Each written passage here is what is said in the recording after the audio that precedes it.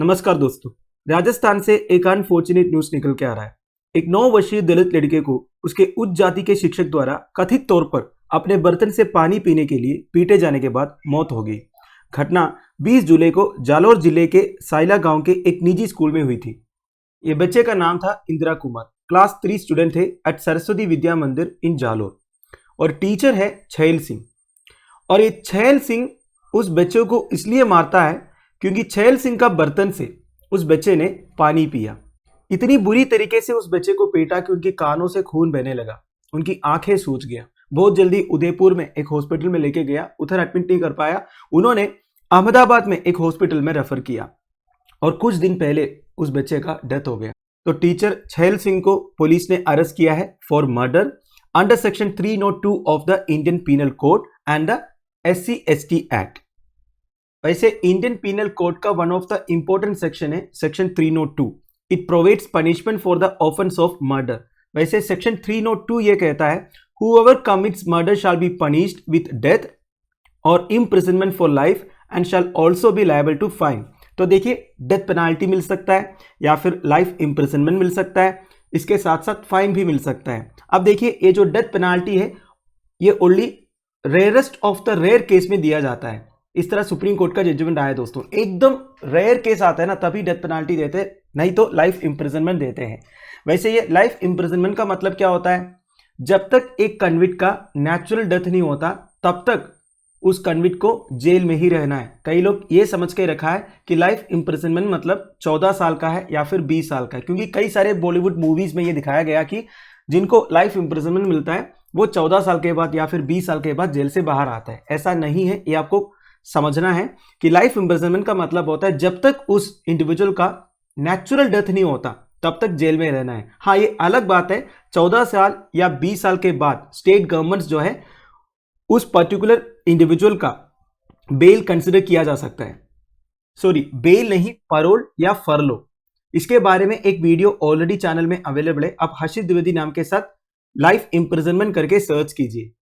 Basically देखिए, उस convict का जेल में अच्छा कॉन्टेक्ट होने से स्टेट गवर्नमेंट जो है, रेस्पेक्टिव स्टेट गवर्नमेंट जो है 14 साल या 20 साल के बाद कंसिडर किया जा सकता है कि वो बंदे को छोड़ना है या नहीं छोड़ना है। ठीक है।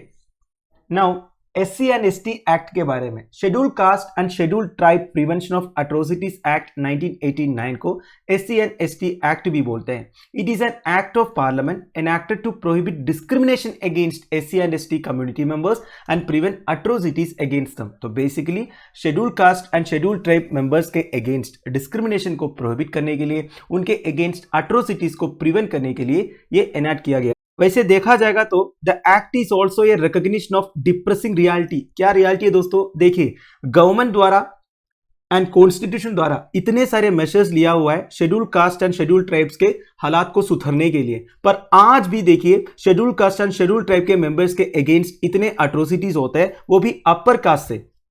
वैसे ये डिस्क्रिमिनेशन के अगेंस्ट कॉन्स्टिट्यूशनल सेफगार्ड्स कहां पे लिखा हुआ है दोस्तों?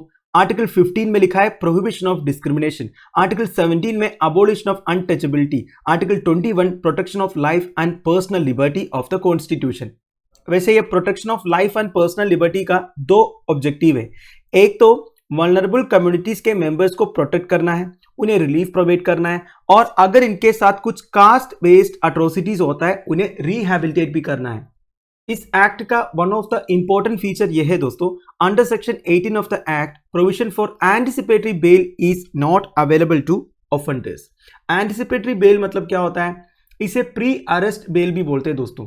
अगर एक इंडिविजुअल को पता है कि उनके अगेंस्ट एक एलिगेशन है और उनका अरेस्ट हो सकता है, तो अरेस्ट होने से पहले वो कोर्ट से एंटिसिपेटरी बेल ले सकता है। कोर्ट उनका केस सुनने के बाद अगर कोर्ट को लगता है इस इंडिविजुअल को अरेस्ट करने की जरूरत नहीं है तो वो एंटिसिपेटरी बेल इश्यू करते हैं।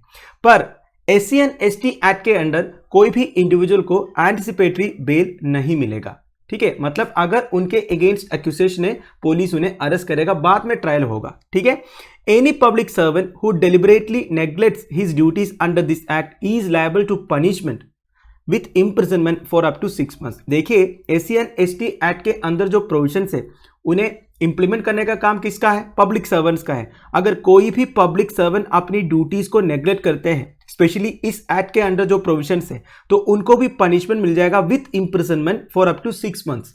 Now SC and ST amendment act of 2015, मैंने आपको बोला था पहला जो SC एंड ST एक्ट है वो 1989 में आया था।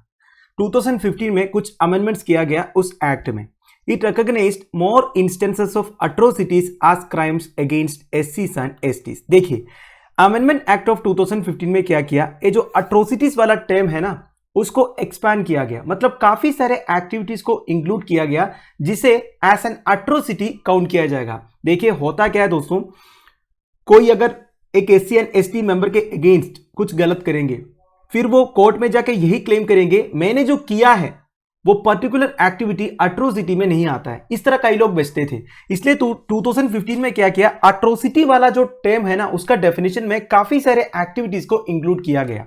ठीक है, now it provided for the establishment of exclusive special courts and special public prosecutors to try offences. देखिए प्रिवेंशन ऑफ अट्रोसिटीज एक्ट के केसेस को देखने के लिए एक्सक्लूसिव स्पेशल कोर्ट्स का एस्टैब्लिशमेंट किया और उधर स्पेशल पब्लिक प्रोसिक्यूटर्स को भी अपॉइंट किया। Now, Act defined the term willful negligence in the context of public servants at all levels. इसका मतलब क्या है, मैंने आपको इधर बताया था any public servant who deliberately neglects his duties under this act is liable to punishment. अब देखिए होता क्या था ना, पब्लिक सर्वेंट्स ये बोल के बच जाते थे कि हमें पता ही नहीं था कि वो पर्टिकुलर मेंबर SC या ST कम्युनिटी से बिलोंग करते हैं करके। तो गवर्नमेंट ने क्या किया, ये जो विलफुल नेग्लिजेंस वाला जो टर्म है उसे ठीक तरह से डिफाइन किया गया, मतलब उसमें काफी सारे ऐसे प्रोविजंस को इंक्लूड किया गया ताकि पब्लिक सर्वेंट्स ये बोल के बच ना पाए, मतलब उनको अपनी ड्यूटी करना ही है। अगर कोई SC एंड ST मेंबर आके कंप्लेन करते हैं कि मेरे साथ अट्रोसिटी हुआ, मेरे साथ गलत हुआ, तो वो पब्लिक सर्वेंट को एक्शन लेना ही है।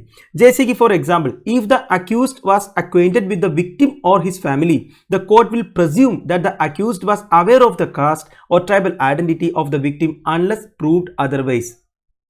मतलब अक्यूज्ड पब्लिक सर्वेंट विक्टिम या विक्टिम की फैमिली से परिचित है तो कोर्ट यही माना जाएगा कि वो पब्लिक सर्वेंट ये जानता था कि वो विक्टिम शेड्यूल्ड कास्ट या शेड्यूल्ड मेंबर के थे। अब दोस्तों और एक इंपॉर्टेंट इंफॉर्मेशन है, supreme court 2018 Kashinath Mahajan judgement के थ्रू कुछ सेफगार्ड्स इंट्रोड्यूस किया to the accused under SC ST act. Now बात यह है दोस्तों, ये जो SC ST एक्ट है बहुत अच्छा एक्ट है। एक्चुअली इसमें कई सारे स्ट्रिंजेंट प्रोविजंस है SC STs के अगेंस्ट जो अट्रोसिटीज हो रहा है उसको प्रिवेंट करने के लिए, कोई बात नहीं। पर देखिए आजकल क्या होता है, इसका गलत इस्तेमाल होता है। आपको तो पता ही होगा, कई सारी इंस्टेंसेस आपके सामने भी हुआ होगा। कभी भी कोई SC ST मेंबर के साथ थोड़ा बहुत बहस भी हो जाता है, उनका सबसे पहला कंप्लेंट यही रहता है कि शेड्यूल्ड कास्ट या शेड्यूल्ड ट्राइब के होने की वजह से मेरे साथ ये अट्रोसिटी हुआ।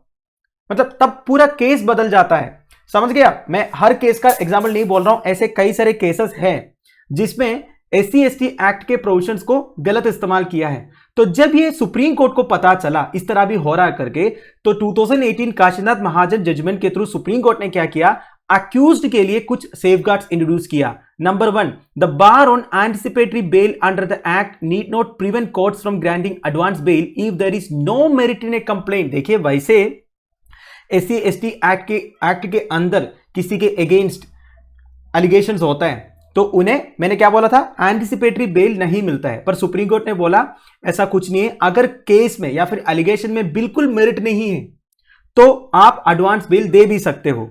दूसरा, preliminary inquiry to be conducted in all cases before registration of FIR। पहले क्या होता था, फर्स्ट इंफॉर्मेशन रिपोर्ट रजिस्टर करने से पहले कोई प्रिलिमिनरी इंक्वायरी कंडक्ट नहीं करता था, ऐसे प्रोविजंस थे इस एक्ट के अंडर। पर सुप्रीम कोर्ट ने बोला प्रिलिमिनरी इंक्वायरी होना चाहिए, एक्चुअली क्या हुआ ये पुलिस को पता करना है, इसके बाद ही FIR रजिस्टर करना होगा। मतलब देखिए ये पता करना है कोई फॉल्स एक्यूजेशन तो नहीं है, कोई रिवेंज लेने के लिए ऐसे तो नहीं कर रहा है। फिर तीसरा, the person can be arrested bye N investigating officer only if the appointing authority approves such arrest. मतलब अगर कोई पब्लिक सर्वेंट को अरेस्ट करना है तो पब्लिक सर्वेंट का जो अपॉइंटिंग अथॉरिटी है उनका अप्रूवल चाहिए। तो दोस्तों दैट्स इट। ये दोस्तों अनफॉर्चुनेट है कि हम आजादी का अमृत महोत्सव मना रहा है और इसी टाइम पर ऐसा एक न्यूज सुनने को मिल रहा है। देखिए कास्ट बेस्ड डिस्क्रिमिनेशन को प्रिवेंट करने के लिए, इक्वालिटी मेंटेन करने के लिए क्या क्या नहीं किया गया। कॉन्स्टिट्यूशनल मेजर्स है, पार्लियामेंट्री एक्ट है, नेशनल कमीशन फॉर एससीज एंड एसटीज अलग अलग है। ये सबके बावजूद अभी भी दोस्तों इस तरह के केसेस अगर रिपोर्ट हो रहा है, भले वो आइसोलेटेड केसेस भी, इसे बहुत सीरियसली देखना पड़ेगा। अब आपसे मेरा सवाल है दोस्तों, what more should be done? 50 words में इस क्वेश्चन का आंसर आप मुझे कमेंट बॉक्स में बता दीजिएगा। Thank you for watching, bye bye, have a nice day.